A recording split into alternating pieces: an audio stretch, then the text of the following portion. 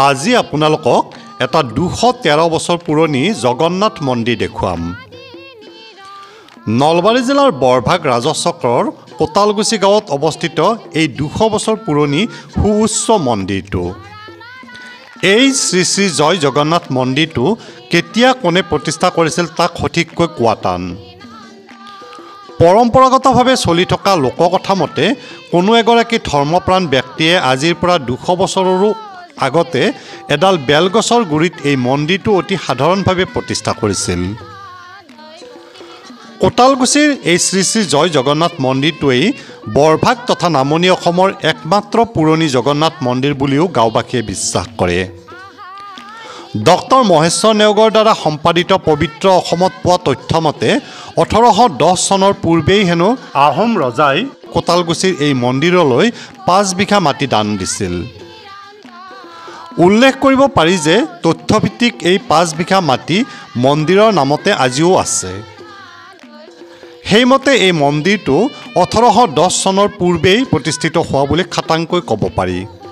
কোটালগুছি গাঁৱত আজিৰ পৰা প্ৰায় 213 বছৰ পূৰ্বে ইয়াৰে এগৰাকী ব্ৰাহ্মণে ইয়াত বেলগছ এডাল ৰোপণ কৰি এই মন্দিৰ আৰম্ভ কৰিছিল আৰু তেতিয়াৰে পৰা এই শ্ৰী শ্ৰী জয় জগন্নাথ মন্দিৰৰ বিভিন্ন ধৰণে উত্তৰণ ঘটিছে।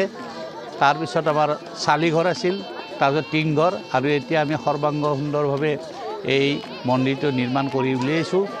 এই মন্দিৰৰ মাহাত্ম্য হ'ল যে মহাপ্ৰভু বিষ্ণুৰ ইয়াত চতুৰ্ভুজ মূৰ্তি আছে আৰু ইয়াত কলা বাসুদেৱ, আমি বাসুদেৱ বুলি কলা বুলি এইকাৰণে কওঁ তেওঁ কলা ৰঙৰ বাসুদেৱ, গতিকে বাসুদেৱৰ মূৰ্তি আছে। আৰু আমাৰ মণিকূটত শালগ্ৰাম আছে, অৰ্থাৎ শালগ্ৰাম দৈনিক ইয়াত আমাৰ পুৰোহিত আছে আৰু পুৰোহিতে শালগ্ৰামত সদায় ইয়াত ধুৱায় আৰু তেনেদৰে একেবাৰে সেই 200 বছৰৰ পৰা ধাৰাবাহিকভাৱে এই মন্দিৰৰ কাম কাজ চলি আছে।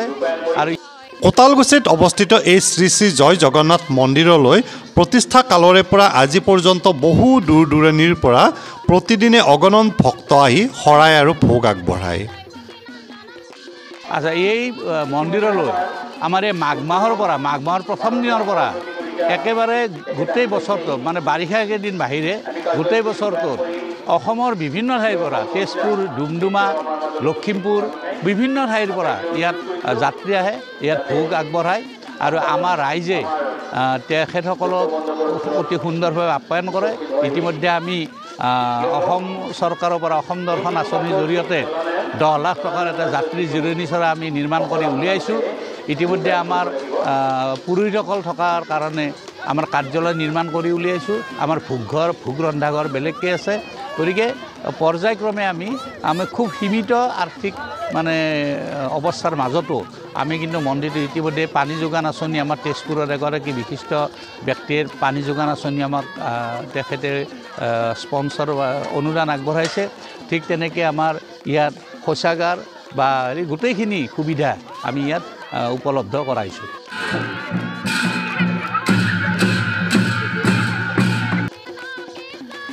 এই জয় জগন্নাথ মন্দিৰত প্ৰতি বছৰে অতি জাকজমকতাৰে শতচণ্ডী যজ্ঞ অনুষ্ঠিত কৰা হয়। যোৱা 24 বছৰ ধৰি এই যজ্ঞ অনুষ্ঠিত কৰি অহা হৈছে। আমি 2001 চনৰ পৰা এই শতচণ্ডী যজ্ঞখন আৰম্ভ কৰিছিলোঁ আৰু আৰম্ভ কৰিছিল তেতিয়া এছপলিন কোম্পানীৰ আছাম কেমিকেলছ এণ্ড প্ৰাইভেট লিমিটেডৰ মেনেজিং ডাইৰেক্টৰ দীপনাৰায়ণ সিঙৰ বদান্যতাত ইয়াত এই যজ্ঞটো আৰম্ভ হৈছিল। তেখেতে 10 বছৰমান তেখেতসকলৰ আৰ্থিক অনুদানেৰে কৰিছিল, কিন্তু তাৰপিছত তেখেতৰ মৃত্যু হ'ল আৰু তাৰ পিছত আমি ৰাইজে কমিটি গঠন কৰি প্ৰতি বছৰে এইটো অনুষ্ঠিত কৰি আহিছোঁ। ধন্যবাদ। আপোনালোকে যদি এই ভিডিঅ'টো চাই ভাল পাইছে তেনেহ'লে চেনেলটো ছাবস্ক্ৰাইব কৰাৰ লগতে লাইক, কমেণ্ট আৰু শ্বেয়াৰ কৰি আনকো ভিডিঅ'টো চোৱাত সহায় কৰি দিয়ে যেন।